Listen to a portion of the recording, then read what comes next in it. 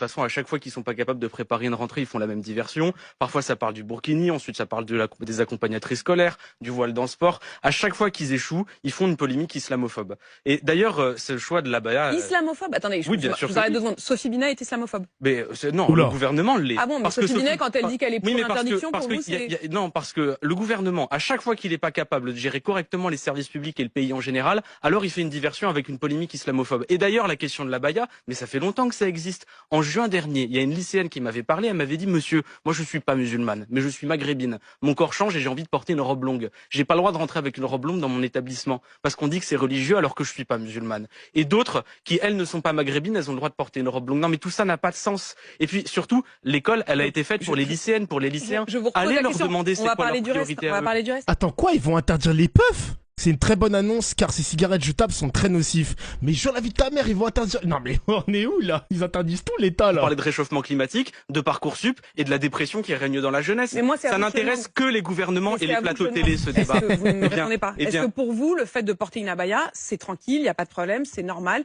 il n'y a pas d'interdiction à avoir, c'est un non-sujet? Mais c'est pas un vêtement religieux l'abaya. Donc pour vous, c'est pas un vêtement religieux? Mais c'est même pas pour Quand vous rentrez dans une classe, c'est ça l'argument de Gabriel Attal. Il dit quand on rentre dans une classe, voilà, on voit immédiatement qui sont les élèves musulmans et qui ne le font pas. Mais j'aimerais rappeler que Gabriel Attal n'est jamais rentré dans une classe. Il sait pas ce que c'est que l'école publique. Il sait pas ce que c'est qu'une école de banlieue. On s'en fout. Non, mais au-delà de voilà, question, je vais vous répondre. Je vais vous répondre.